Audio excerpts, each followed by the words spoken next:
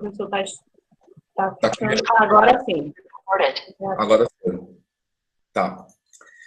Então, quando a gente fala de obrigação, a gente pode falar de uma obrigação moral ou de uma obrigação jurídica. A obrigação moral, ela é muito mais subjetiva, porque ela vai estar muito relacionada com valores, com princípios, né? E valores, princípios variam muito de acordo com as pessoas. Então, não é muito o nosso foco entrar nessa discussão de obrigação moral. O nosso foco realmente vai ser voltado, e tem sido voltado, para a obrigação jurídica, tá? E aí, dessa obrigação jurídica é que vai implicar a responsabilidade civil e a responsabilidade penal. O Código Civil, no seu artigo 159, ele fala, né, que aquele que por ação ou omissão, negligência ou imprudência, violar direito ou causar outro prejuízo a outrem, fica obrigado a reparar o dano, tá? Então, aqui, nesse artigo, ele traz a obrigação de reparação de um dano como consequência de condutas culposas que a gente conversou na aula passada. E tenham atenção com relação a essas 3 condutas culposas: negligência, imprudência e imperícia. O artigo 159 não traz aqui a imperícia, eu acho que vem em outro artigo, mas enfim, a gente falou sobre isso na aula passada, né? A diferença dessas 3 condutas culposas e a diferença das condutas culposas para iatrogenia. Atenção especial para isso também. Quando a gente fala quando a gente fala sobre dano, sobre descumprimento de um dever jurídico na área da saúde e principalmente na odontologia, a gente foca muito mais na culpa. Existe uma diferença entre dolo e culpa. Eu acredito que vocês já devem saber isso. O dolo é aquela ação onde o infrator tem a intenção de produzir o dano, tá? Então, a pessoa que produz o dano deseja que aquele dano seja produzido. É do interesse dele produzir o dano. Já na culpa, não. O dano acontece por negligência, por imprudência ou por imperícia. A pessoa não deseja que aquele dano seja produzido. No entanto, ela termina mantendo uma conduta culposa que a leva à produção do dano. Na saúde, é muito difícil a gente encontrar profissionais que desejam agravar a saúde do paciente.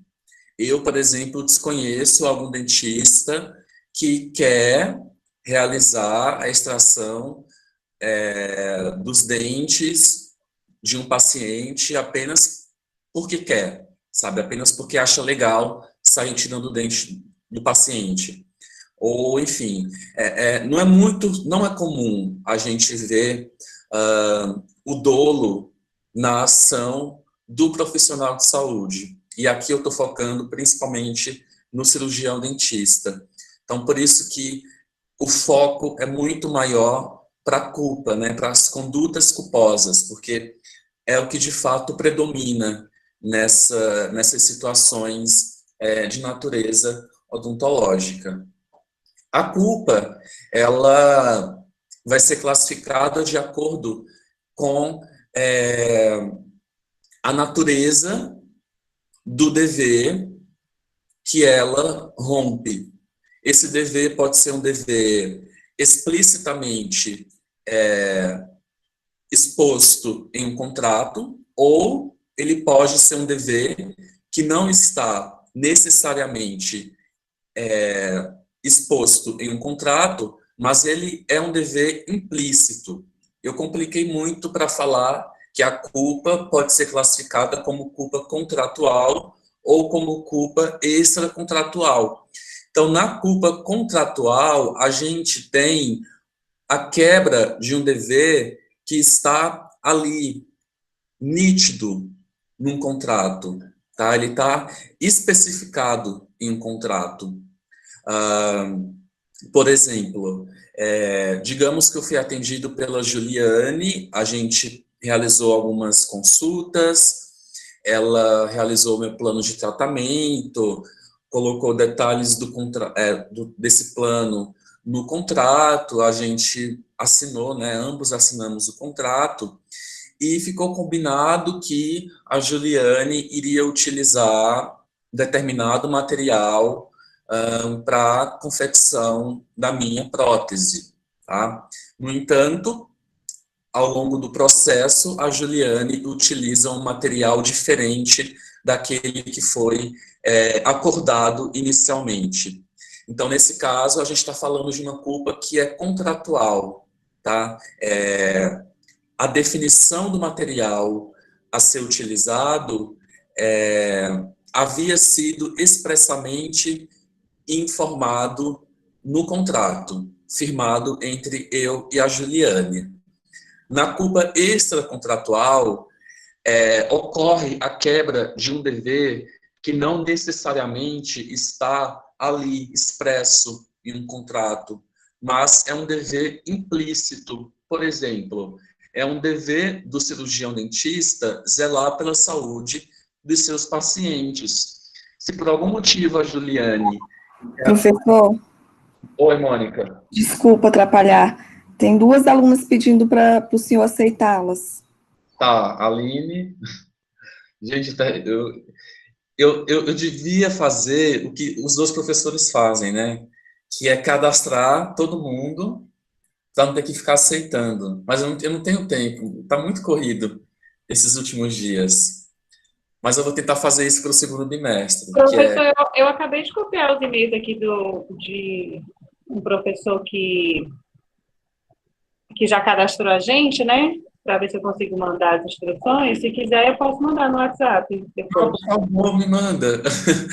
Porque, de verdade, eu só não fiz isso ainda porque leva tempo, gente. Copiar cada e-mail, cadastrar cada e-mail. E eu tô bem, assim, pressionado, desde que o semestre começou. Mas, vamos lá. Eu vou tentar fazer isso em algum momento. Enfim. Continuando, né? Então, é dever do profissional de saúde, né? No nosso caso do cirurgião dentista, zelar pela saúde dos seus pacientes. Então, se por algum motivo a Juliane realiza, a Juliane que eu estou falando é porque eu estou usando ela como exemplo, né?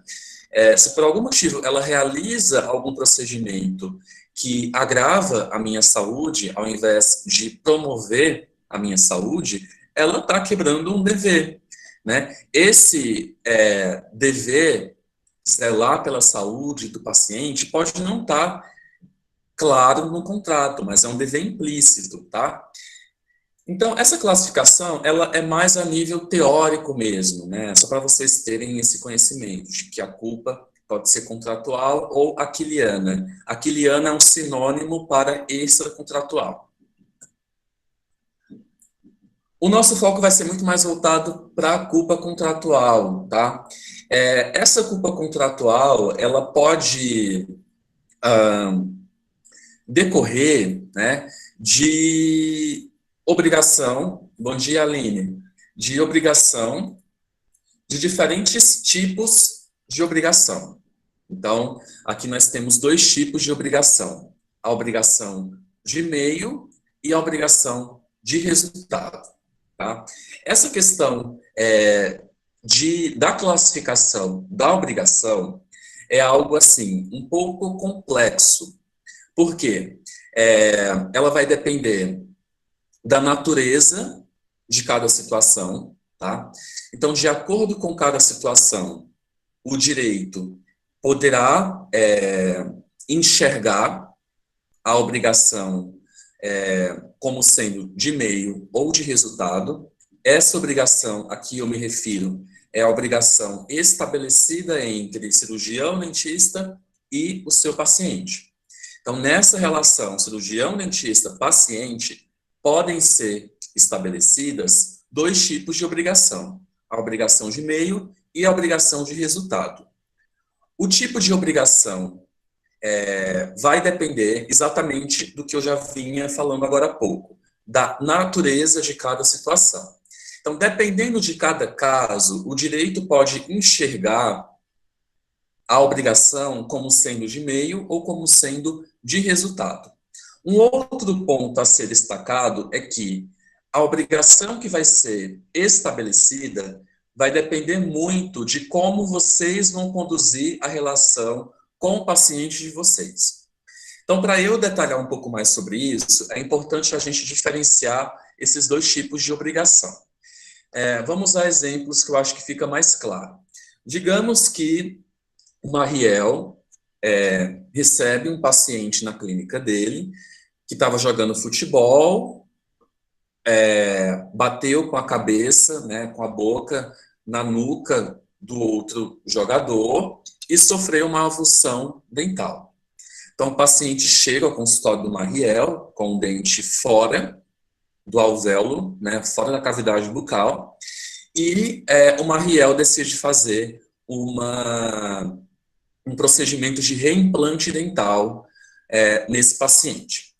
A gente sabe que esse é um procedimento no qual há uma probabilidade de efeitos adversos. Então, por melhor que seja a realização desse procedimento, por mais cuidadoso que o Mariel seja, por mais que ele utilize a melhor técnica, os melhores materiais, né, enfim, esse paciente vai estar suscetível a determinados efeitos adversos, né? Por exemplo, reabsorção radicular, inflamação na região periapical, né?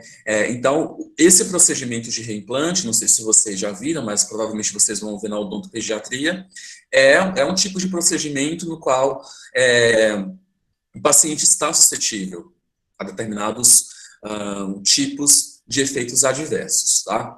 Então, nesse caso, não há como o Mariel garantir 100% de sucesso desse tratamento realizado. O Mariel não consegue garantir para o paciente que esse paciente não vai ter nenhum tipo de efeito adverso, tá?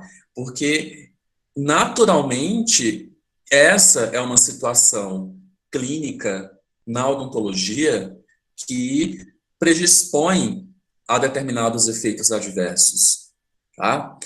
Então, esse é um caso típico de obrigação de meio. É aquela obrigação na qual o profissional se garante, na verdade, que o profissional garante o processo. Ele consegue assumir a responsabilidade pelo processo, pelo caminho, mas não pelo ponto final, não pelo resultado final, tá? No entanto, algumas outras situações clínicas odontológicas, elas têm uma importância muito maior quanto ao resultado. Por exemplo, tratamento estético. Digamos que eu vá colocar facetas no consultório da Aldenora, tá? Eu estou pouco me importando se a Aldenora vai se utilizar os melhores materiais ou a melhor técnica. Eu quero sair do consultório dela com um sorriso impecável, né? Eu quero sair com aquele sorriso de ator global, tá? Então, esse é um tipo de situação clínica onde o resultado é o protagonista, né? É onde o foco está muito maior sobre o resultado, tá? Então, esse é um ponto, né? As situações clínicas diferenciadas na odontologia, elas terminam demandando diferentes tipos de obrigações. No direito, há também diferentes entendimentos com relação a isso. Existem correntes de pensamento no direito que defendem que a relação entre profissional de saúde e paciente é sempre uma obrigação de meio.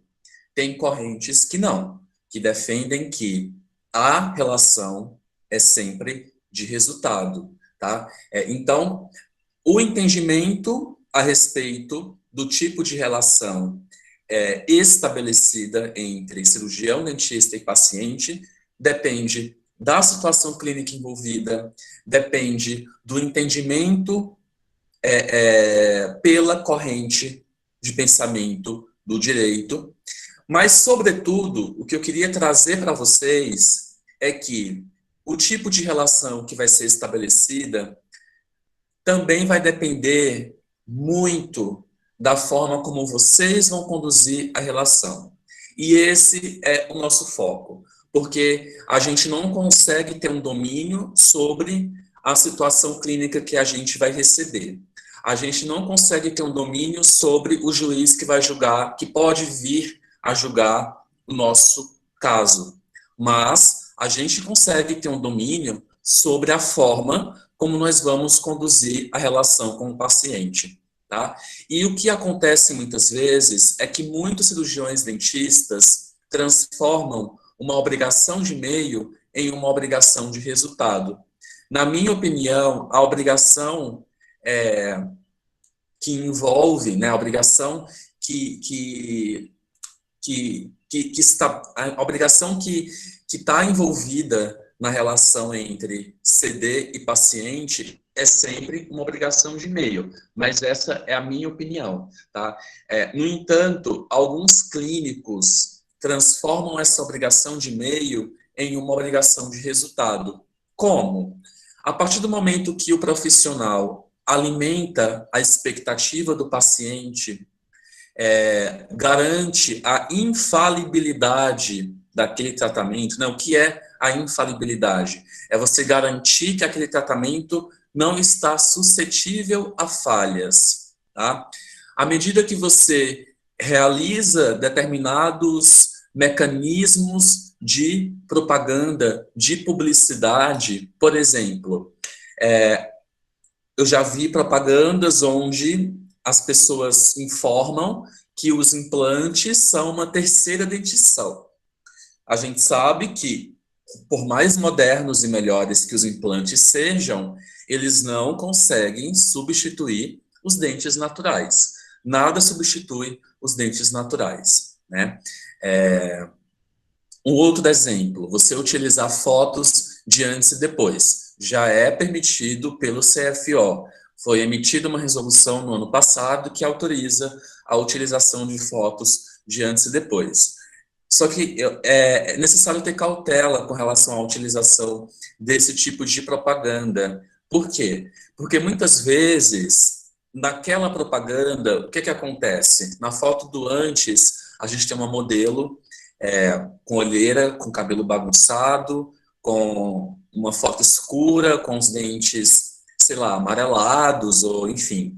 E no depois está completamente diferente, está uma revolução, né? Então a modelo está super maquiada, o cabelo está super lindo, os dentes estão branquíssimos, as pessoas costumam colocar Photoshop para tornar a foto ainda mais bonita, né? Mais estética. E aquela paciente que está vendo aquela foto, que está vendo aquele folder, ela vai achar que, após realizar o tratamento com vocês, ela vai ficar igual a modelo, tá? E então ela vai criando uma expectativa muito alta com relação a esse tratamento. Tem pacientes que são ansiosos, que têm algum tipo de desordem psicológica e que se envolvem muito emocionalmente com o tratamento. Então, os pacientes acreditam que vão sair do consultório belíssimos, que aquele tratamento vai ser a salvação da vida deles, tá? E aí, assim, a expectativa é tão alta que, por mais que o tratamento que vocês realizem seja um tratamento efetivo, né, tenha um resultado bom, aquele resultado bom poderá não ser suficiente para suprir aquela expectativa que foi alimentada pelo paciente, tá? Então, tenham cuidado com relação a isso. Tenham cuidado com relação à forma como vocês vão conduzir esse processo, né? Essa comunicação com o paciente. Então, o que eu costumo orientar é que vocês sejam otimistas, né? Sejam positivos, mas também sejam realistas, tá? Então, fala, olha, fulano de tal, eu garanto para a senhora, eu garanto para o senhor que eu vou utilizar a melhor técnica, os melhores materiais, eu vou empregar todo o meu conhecimento técnico e científico, né? Mas eu não consigo garantir 100% o sucesso desse tratamento, né? A minha vivência clínica mostra que há, sim, eu tenho tido sucesso, né, com relação a esse procedimento, né? A minha vivência clínica me dá essa segurança, né, de que há uma chance, né, de dar certo. Mas o meu comprometimento com a senhora e com o senhor é com relação a empregar o conhecimento, a utilizar a melhor técnica, os melhores materiais. Tá? Então, evitem ficar alimentando muito a expectativa do paciente de vocês, para exatamente não cair nessa cilada que está aqui no próximo slide, né? Não transformar uma obrigação de meio em uma obrigação de resultado. Tenham atenção com relação a isso. A corrente de pensamento, né? As correntes de pensamento que defendem que na relação CD-paciente a obrigação de meio, né, essa corrente utiliza como argumentos, primeiramente, o fato de que cada pessoa tem um organismo diferente. Tá? Então, por mais que a mesma técnica seja utilizada em 2 pacientes, o resultado poderá e provavelmente será diferente, né? Porque nós somos pessoas diferentes, nós temos respostas biológicas diferentes. Então, esse é um primeiro fator, tá? Utilizado como argumento para a defesa da obrigação de meio nessa relação. O segundo fato é com relação ao que eu já havia falado anteriormente, a questão do envolvimento emocional, a questão do aspecto psicológico, tá? Aquele paciente que de tão ansioso e de tão envolvido emocionalmente poderá não ficar satisfeito com o tratamento, por melhor que seja esse tratamento. E o terceiro ponto é com relação ao grau de colaboração. A gente sabe que um tratamento odontológico não depende apenas da gente, né? O sucesso depende dos 2 lados. A nós cabe utilizar o conhecimento técnico e científico, utilizar a técnica adequada, os materiais adequados. E ao paciente cabe seguir as recomendações, orientações, prescrições, não faltar as consultas e por aí vai. Então, esse também é um outro fator.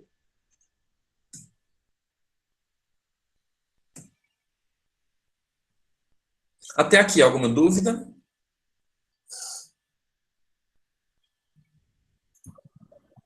Tranquilo, professor. Então, tá ótimo. Aproveitando o que você falou, querida, você consegue ler o artigo 14 do Código de Defesa do Consumidor? Sim, artigo 14. Fornecedor de serviço só não está responsabilizado quando provar a culpa exclusiva do consumidor ou de terceiro. Obrigado. Então, aqui, eu trago para vocês o entendimento jurídico a respeito dos excludentes de responsabilidade civil. O que seriam esses excludentes de responsabilidade civil? São situações nas quais vocês não serão responsabilizados por danos que possam vir a ser provocados, decorrentes dessas três situações. A primeira delas, a Gi já falou, é aqui o artigo 14 do Código de Defesa do Consumidor traz, que é com relação à culpa exclusiva de terceiros. Tá? É quando a responsabilidade pela produção do dano não é de vocês, não está relacionada a algo que vocês fizeram, mas sim a terceiros, tá? Seja ao fornecedor, seja ao paciente, seja a outra pessoa do convívio do paciente, enfim, o dano não tem uma relação de nexo causal com a ação de vocês, com o que vocês fizeram, tá? Então, a culpa exclusiva de terceiros seria o primeiro excludente de responsabilidade civil.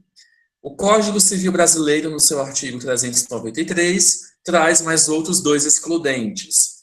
Queria, por gentileza, que o Cris Sampaio lesse os dois outros excludentes. O senhor fala que o artigo 14 e o 393? O 393 só, o 14 a gente já leu. É só ajeitar minha tela aqui, professor. O devedor não responde pelos prejuízos resultantes de caso fortuito ou força maior, se expressamente não se houver por eles responsabilizado. Parágrafo único. O caso fortuito ou de força maior, verifica-se ao fato necessário, cujos efeitos não era possível evitar ou impedir. Obrigado, Cris. Valeu, pessoal. Então, o artigo 393, ele traz outros dois excludentes. Quais são? Caso fortuito e força maior. Provavelmente, vocês não devem ter ouvido falar desses dois termos, tá? Eles vão variar de acordo com a origem da ação. No caso fortuito, nós temos uma origem a partir da ação humana. No caso de força maior, nós temos uma origem a partir da força da natureza. Por exemplo, digamos que vocês tinham uma consulta marcada com o paciente para a colocação de uma prótese provisória nesse paciente. Durante o caminho, vocês estão no carro de vocês, indo para o consultório, está um temporal, uma tempestade, um raio cai, bate numa árvore, a árvore cai no meio do caminho, vira uma confusão, vocês não conseguem chegar ao consultório para colocar essa prótese no paciente de vocês, né? Então, nesse caso, fica muito claro que vocês não tiveram culpa por não conseguirem chegar até o consultório. Vocês foram impelidos por uma situação muito imprevisível, ou até mesmo previsível, né? Porque hoje em dia, com a meteorologia, a gente consegue prever que pode haver tempestade, né? Em determinado dia, determinado horário, né? Enfim. Mas, embora a gente consiga prever ou não, a gente não consegue evitar que a tempestade aconteça. É algo que foge do nosso controle, do nosso alcance, tá? Então, esse seria um caso típico de força maior, tá? Foi uma situação na qual a ação resultou da força da natureza. E devido a essa situação, vocês terão a responsabilidade civil excluída, digamos assim, né? Vocês não vão ser responsabilizados por esse dano que possa vir a acometer o paciente ou a paciente de vocês.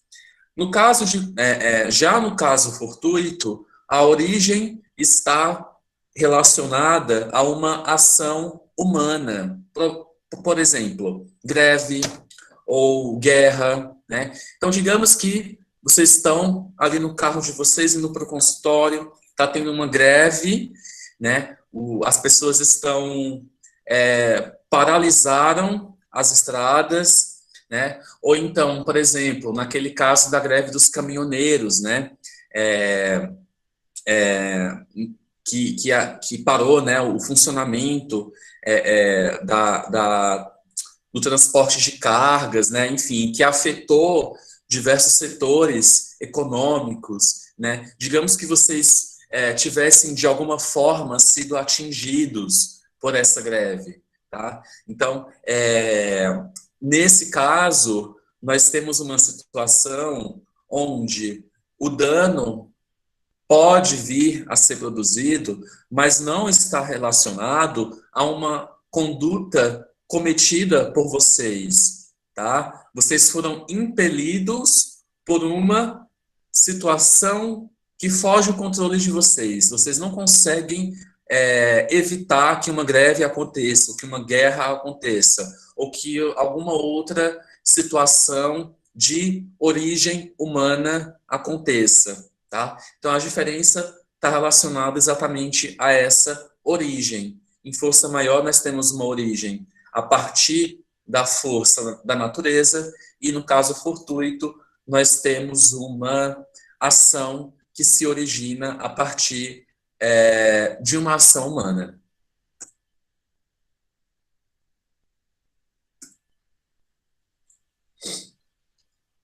A disciplina de odontologia legal, né,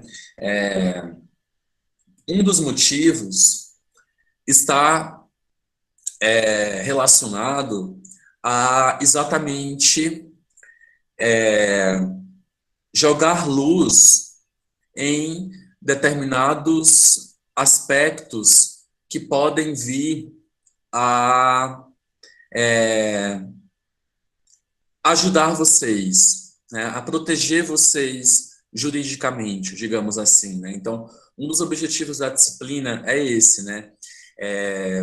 De alguma forma preparar vocês para situações que são potencialmente conflituosas, né? Então, como tornar vocês mais preparados, né, diante de situações de conflito envolvendo principalmente os pacientes, né? E eu estou falando isso, resgatando esse objetivo da disciplina, para falar para vocês que atualmente existe aqui no Brasil o que a gente conhece como o Código de Defesa do Consumidor, também chamado, né, de Lei 8.078 de 1990, tá? Então, com a nova Constituição Federal, o consumidor, essas relações entre consumidor e fornecedor, elas passaram a ser alvo de atenção pelo direito. Então, o direito passou a se preocupar com relação a essa mediação entre fornecedor e consumidor. Então, logo no artigo 5º da Constituição, nós temos o seguinte, que o Estado promoverá, na forma da lei, a defesa do consumidor. E aí, em 1990, 2 anos após a promulgação da Constituição Federal, nós tivemos a criação da Lei 8.078, popularmente conhecida como Código de Defesa do Consumidor. Então, com isso, gente, o consumidor passou a ter muitos privilégios, ele passou a ocupar uma posição muito mais confortável com relação a antes. Via de regra, em conflitos envolvendo fornecedor e consumidor, o consumidor ele é beneficiado pelo ordenamento jurídico, tá? Então, é importante que a gente tenha uma atenção especial quanto a isso, tá? Porque atualmente a gente tem dispositivos jurídicos potentes para a proteção do consumidor. E quem que é o consumidor na relação profissional-paciente? O consumidor é o paciente, né? E o fornecedor somos nós. Vou já chegar aí. Primeiramente, vamos ver como que essa lei define cada uma dessas partes. Vou pedir que a Aline, por gentileza, leia. Alguém queria falar alguma coisa? Professor, tem uma aluna querendo entrar. Tá, já estou aqui de olho. Vou pedir que a Aline leia o artigo 2º da Lei 8.078, ou do Código de Defesa do Consumidor. O artigo 2º define quem é o consumidor. Vai lá, Aline. Toda pessoa física ou jurídica que adquire ou utiliza um produto ou serviço como destino final. Essa é a definição dada a consumidor. Vamos agora, eu vou pedir para o Fábio Pereira ler como que o Código de Defesa do Consumidor define o fornecedor.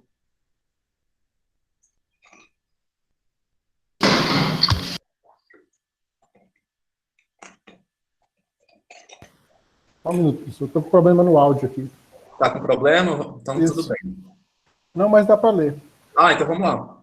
Toda pessoa física ou jurídica, pública ou privada, nacional ou estrangeira, bem como os entes personalizados que desenvolvem atividades de produção, montagem, criação, construção, transformação, importação, exportação, distribuição ou comercialização de produtos ou prestação de serviços. Obrigado, Fábio. Essa é a definição dada a fornecedor. A gente consegue perceber, principalmente aqui no final, com relação à prestação de serviços, né? Então, o cirurgião dentista, ele presta serviço. Vamos agora para a definição de serviço, ainda de acordo com essa lei. Professor, vê se tem alguém pedindo para aceitar, para entrar, por favor. Estou olhando aqui, tá? Pedro Meirelles, você consegue ler para a gente?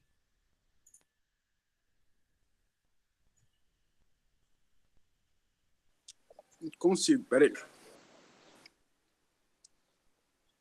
Serviço é qualquer atividade fornecida no mercado de consumo mediante remuneração, inclusive as de natureza bancária, financeira, de crédito e secundário, salvo as decorrentes das relações de caráter trabalhista. Obrigado, Pedro. Eu pego vocês de surpresa, né, gente? Desculpa. Só para ficar mais dinâmica a aula, né? Para não ficar só eu falando. Enfim, essa é a definição de serviço, tá? Que é dada pelo Código de Defesa do Consumidor. Não precisa ficar falando muito sobre isso, né? Porque já está bem claro, assim, o que seria essa definição.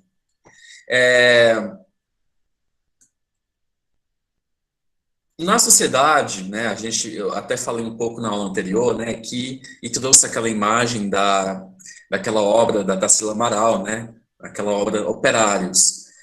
E eu falei que na sociedade nós somos diferentes, né?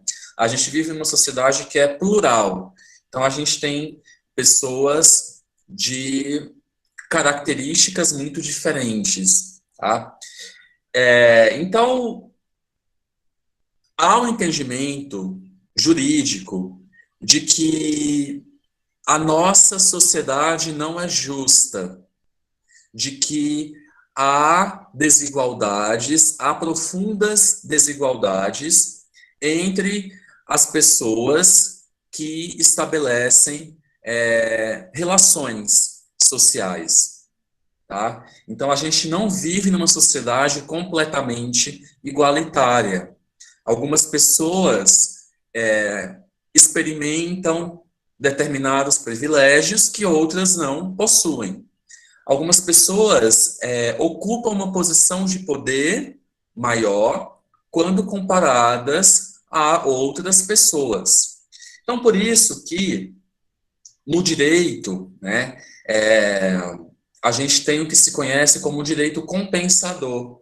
O direito compensador, ele reconhece a existência de desigualdades sociais e ele tem como objetivo tentar equilibrar essas disparidades que estão presentes nas relações sociais. E trazendo esse conceito para a relação cirurgião, dentista e paciente, adivinhem vocês quem que é a relação, na verdade, a parte predominante dessa relação e quem que é a parte menos predominante, né? Então, está muito claro. Então, o ordenamento jurídico entende que o cirurgião dentista corresponde à parte de maior poder, a parte que goza de maiores privilégios e que ocupa uma posição superior nessa relação. Já o paciente é vista como a parte mais frágil e mais vulnerável dessa relação. Então, por isso que a gente tem no direito o que se conhece como a inversão do ônus da prova. A inversão do ônus da prova é um mecanismo jurídico que estabelece que não cabe ao paciente comprovar a culpa do cirurgião dentista. Pelo contrário, cabe ao cirurgião dentista provar a sua inocência. Tá? Então, diante de uma situação de conflito que venha a acionar a via do direito civil ou do direito penal, principalmente, vocês vão ter a responsabilidade de provar a inocência de vocês. Então, a inversão do ônus da prova refere-se exatamente a isso. E ela vai ser mediada principalmente nos casos de hipossuficiência. Essa hipossuficiência pode ser econômica, técnica, educacional, social ou verossimilhança. Então, a hipossuficiência econômica corresponde àqueles casos nos quais há o entendimento jurídico de que aquele consumidor tem uma situação econômica tão vulnerável que ele não consegue arcar com os custos processuais sem, com isso, afetar a sua subsistência. Ou seja, ele não tem dinheiro para bancar os gastos, os custos básicos de vida e também bancar os custos processuais. Então, se ele vier a arcar com os custos processuais, isso vai afetar a condição desse consumidor para manter os custos básicos, né? Alimentação, aluguel e por aí vai. Tá? Então, quando há o entendimento de que há a hipossuficiência econômica, caberá ao profissional de saúde, no caso a vocês, arcar com os custos do processo. Um outro caso de hipossuficiência é quando há o entendimento de que esse paciente não tem acesso à informação, não tem conhecimento suficiente para comprovar as alegações que estão sendo realizadas. E um terceiro tipo de hipossuficiência são nos casos nos quais o juiz está convencido de que a alegação feita pelo paciente tem uma alta probabilidade de ser verdadeira. Ou seja, é quando a alegação apresentada, ela leva o juiz a estar fortemente convencido de que se trata de uma alegação verdadeira.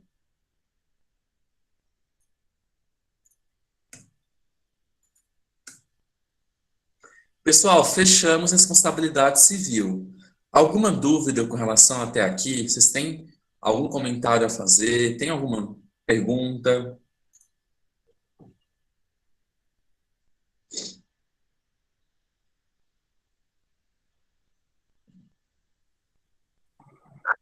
Acho que não, professor. Não, né? Então, vamos continuar.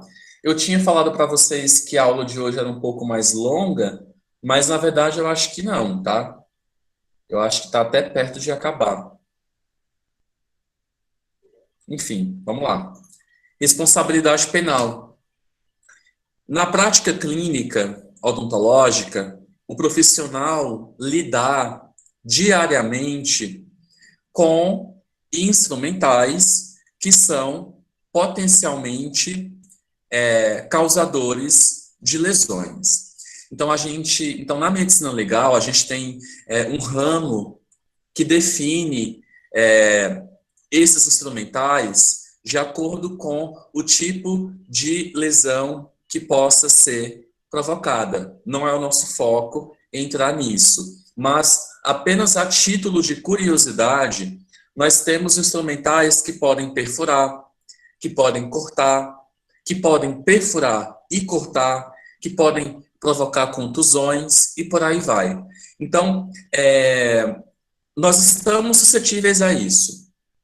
Então, por isso a importância da gente saber manusear bem esses instrumentais, saber conduzir com segurança o procedimento, orientando com calma, mas com firmeza o paciente, né? Tem paciente que se move muito na cadeira, que termina predispondo a situações como essa, situações de lesões corporais, tá? Então, a gente está suscetível a isso.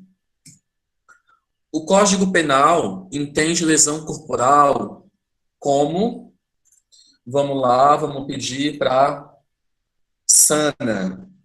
Tá por aí, Sana?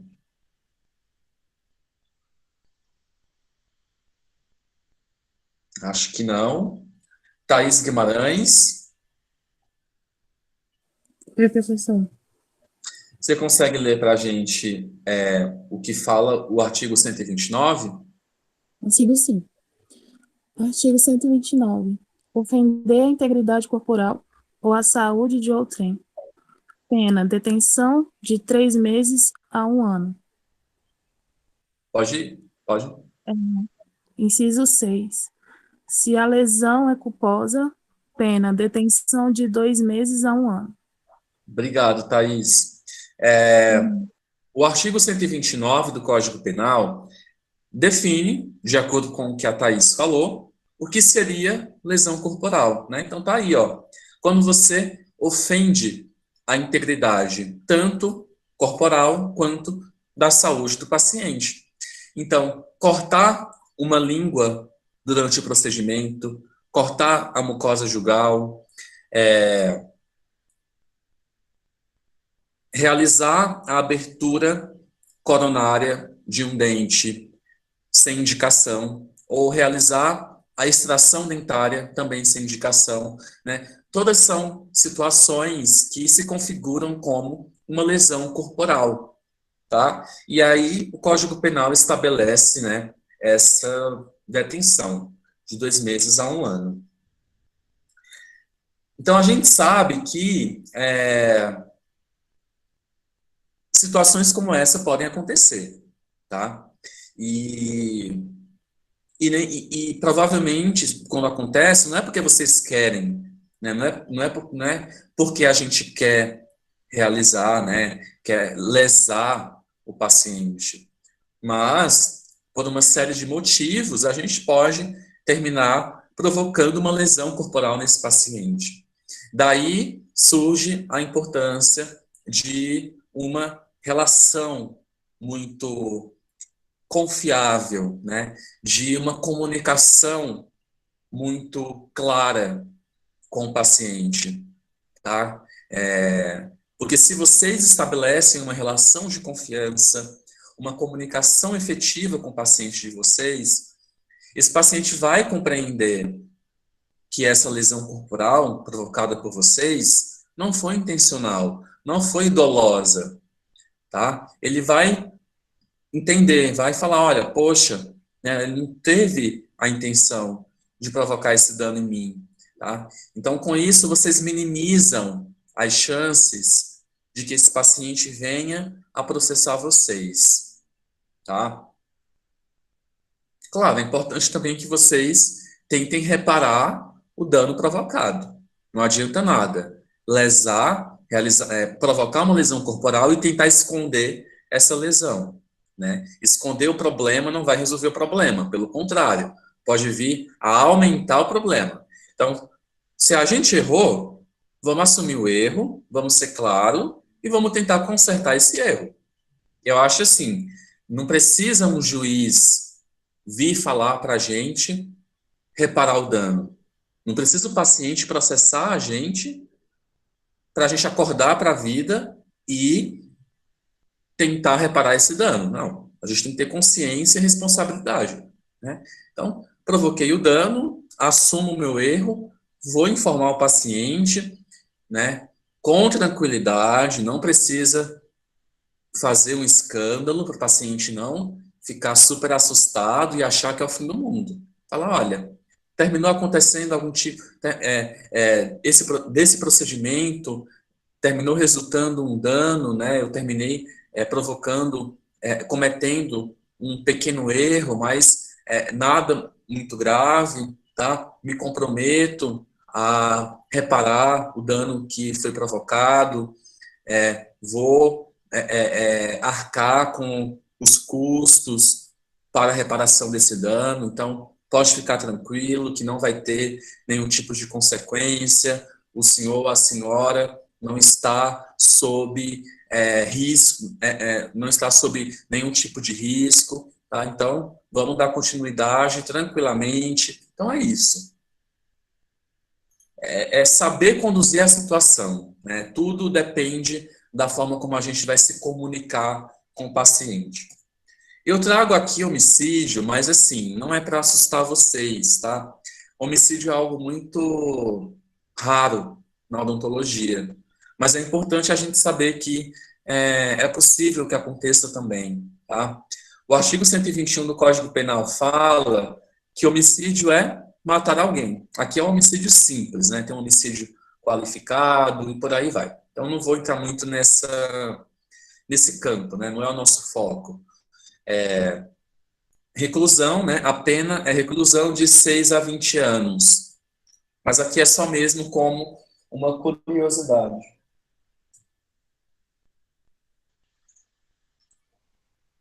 O Código de Processo Penal estabelece que nas situações, né, nas infrações nas quais há vestígios, tá? A realização do exame de corpo de delito é indispensável, ou seja, não é algo que pode ser feito ou não. Se a infração deixa vestígios, há a necessidade de se realizar o exame do corpo de delito. É uma determinação do Código de Processo Penal. Tá? É importante a gente diferenciar alguns conceitos, tá? A diferença entre corpo de delito direto e indireto, a diferença entre corpo de delito e corpo da vítima, tá? Vocês têm alguma ideia da diferença entre corpo de delito e corpo da vítima? Ou não tem noção nenhuma? Não tenho noção. Tá ótimo. Eu também não tinha noção, até eu ter contato com esse conteúdo. Corpo de delito. O corpo de delito corresponde ao conjunto de elementos que podem ser percebidos pelos órgãos dos sentidos. Então, tudo que pode ser visto, tocado, sentido, escutado, degustado, né? Todo esse conjunto de elementos sensíveis aos nossos órgãos dos sentidos correspondem ao corpo de delito. Então, o corpo da vítima é apenas um dos elementos do corpo de delito. Então, as pessoas acham que corpo de delito é a mesma coisa que corpo da vítima. Na verdade, não. O corpo de delito, ele é algo muito mais completo, digamos assim, tá? O corpo de delito direto são todos aqueles elementos que serão investigados, examinados pelo perito, tá?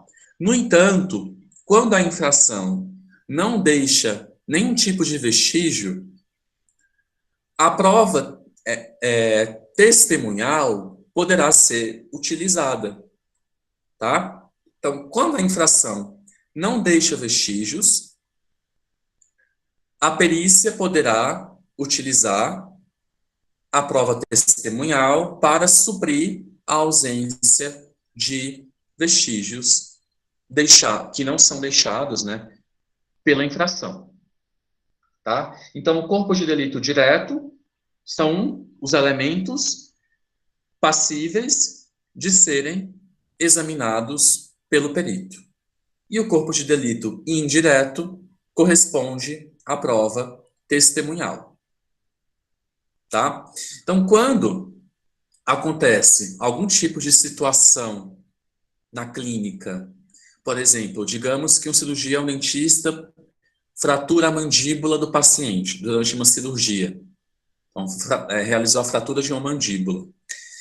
O perito vai examinar a vítima, o perito vai examinar o conjunto de instrumentais utilizados durante o procedimento cirúrgico, o perito vai examinar o local no qual aconteceu o procedimento, tá? O perito poderá também utilizar, e quase sempre utiliza, provas testemunhais, ou seja, ele vai dialogar com as pessoas envolvidas na situação. E com base nesse conjunto de elementos, ele vai tentar estabelecer uma relação de nexo de causalidade. Hoje em dia, hoje em dia existe o que a gente conhece como juizados especiais cíveis e criminais, tá? Juizados especiais ou tribunais de pequenas causas. São espaços onde o foco é a conciliação. Então, o ordenamento jurídico estabeleceu a criação desses espaços para evitar aquele processo penal longo que se arrasta por anos, né, para evitar que o IML se ocupe com casos de pequena gravidade, casos leves, tá? Então, naquelas situações onde acontecem lesões corporais leves, ou até mesmo moderadas, né? Situações mais tranquilas, digamos assim, para evitar custos processuais, para evitar processos demorados que se arrastam por anos, para desafogar o IML de casos que não são tão graves, é que foram criados esses juizados especiais, também chamados de tribunais de pequenas causas. Nesses casos, haverá a dispensa do exame de corpo de delito. Exatamente porque o foco aqui é a conciliação, é tentar resolver essa questão de uma forma mais pacífica. Então, simplicidade, informalidade, economia processual, maior rapidez, foco na conciliação, tá? Então, foram mecanismos, né, criados para tentar agilizar os processos. Então, no âmbito odontológico, a maior parte das situações tem a possibilidade de ser solucionada aqui nesse espaço, né? Nesses juizados especiais ou nesses tribunais de pequenas causas. Então, gente, era isso que eu tinha para falar com vocês hoje, tá? A gente está fechando o conteúdo do primeiro bimestre com essa aula. Na semana que vem, a gente vai fazer a avaliação, tá? Enfim, espero que vocês tenham conseguido assimilar o que eu trouxe para vocês. Espero que tenha ficado alguma coisa, né, do que a gente conversou. E é isso. Alguma dúvida, algum comentário, enfim, querem acrescentar alguma coisa? Não, professor, dúvida não. Só agradecer mesmo pela sua simpatia, sua paciência, suas aulas. E é isso. Obrigado. Obrigado. Muito Professor, obrigado. Oi, Thaís. qual é o primeiro artigo que você falou o número dele? Você pode ver. Primeiro artigo da aula. É porque Primeiro- quando eu olhei no Código Civil, ele era o 186. É aquele que fala que aquele por omissão, ação ou omissão, negligência ou imprudência, violar direito ou casar. Foi esse? Aham, esse mesmo. Porque você achou o 100 e... E 86. Vou dar uma olhada, Thaís, porque aqui eu achei o 159, Tá bom. tá? Aham. Mas eu vou Obrigada. anotar aqui. Assim que acabar a aula, eu já vou olhar isso. Mais algum comentário?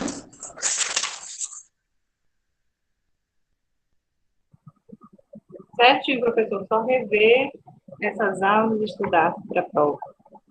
Então, tá ótimo. Eu vou dar um retorno para vocês com relação a isso que a Thaís colocou. Pode ser que eu tenha terminado me enganando, assim, durante a montagem da aula. Tá? Então, vamos lá. Vou fazer uma frequência rapidinha aqui.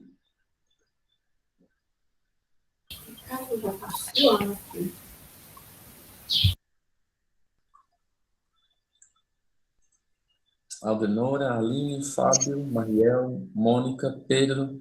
O Matheus faltou. Eu acho que o Matheus saiu do curso, né? Parece que sim, viu, professor? Ele não achou mais nenhuma aula.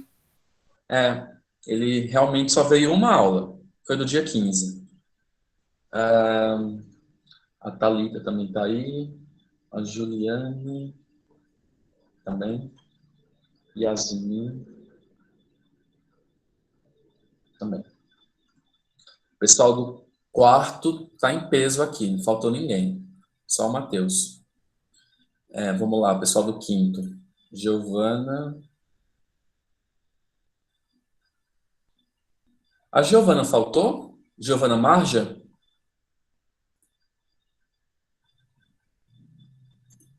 Giovana Marja Silva Campos. Tô achando que ela faltou, né? A Gi tá aí. A Hanna faltou? A Hanna faltou, né? Hoje ela não mandou nenhuma mensagem, não. Isabelle tá aí. Ketson também. Kelly também. Não, quem tá aí é a Kelly Cunha, né? A Kelly da Silva Maciel dos Santos. É a mesma, professor. É porque Professor. Kelly, não tem Cunha no seu nome não aqui. É porque ela esse casou. esse Como e-mail é? é antigo, de quando eu era solteira. Aí depois que eu casei, eu mudei o nome, mas o e-mail continuou o antigo. Ah, tá, entendi. Tentei achar aqui o Cunha. Todos os professores perguntam. A Kelly tinha que tomar vergonha no meio da cara dela. Eu vou mudar esse e-mail. Bota esse nome aí, Kelly. O Lucas Mendes Ramos faltou? Faltou, né? Luciana Alves Marinho, tá aí. Lucinei também. Marcela Martins. Estou aqui, professor. Maria Luísa. A Maria Luísa faltou, né? Maria Luísa faltou. Mirelle, tá aí. Thaís também. As duas Thaís estão aí. O Eric faltou, né? Faltou.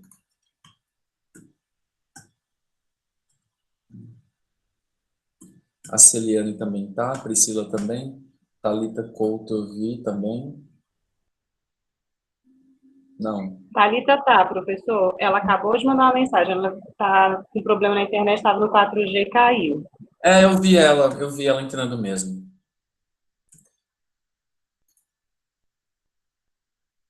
Davi Veloso também. O Bruno faltou, né? Faltou. Foi ele que articulou a aula de hoje? Certo. Andressa Salles, Cris também, Carlos Eduardo. O Carlos Eduardo faltou?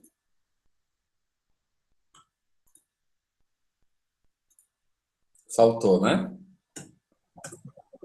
Gabriela também tá aí. Sana também. E a Sheila. A Sheila faltou, né? Quem não mandou mensagem, não tá aí. Então tá ótimo, gente. Obrigado por terem aceitado a mudança. Acho que foi boa para vocês e para mim também. Bom estudo. Desejo uma ótima avaliação. Tentei fazer uma avaliação ótima para vocês. Então espero que vocês consigam fazer bem tranquilamente. E a gente volta a se ver no dia 17 de outubro para tirar dúvidas sobre questão e nota. Não vou fazer frequência dia 17, então vem quem quiser. Não, Pri, foi só hoje mesmo, tá? Porque a turma do quarto tem aula mais cedo. Então, foi só hoje. Mas quando vocês quiserem começar mais cedo, só me avisar que eu tento ver se eu consigo também. É que tem que... Aí agora o senhor vai continuar com a aula do quarto e a gente sai, né? Só trocou. Não. O quarto está junto com vocês, tá? Ah, não, é porque eu pensei que eles tinham aula antes de outra matéria mais com o senhor, e aí só inverteu, entendeu? Não, eles têm aula com a Mirna, de biossegurança.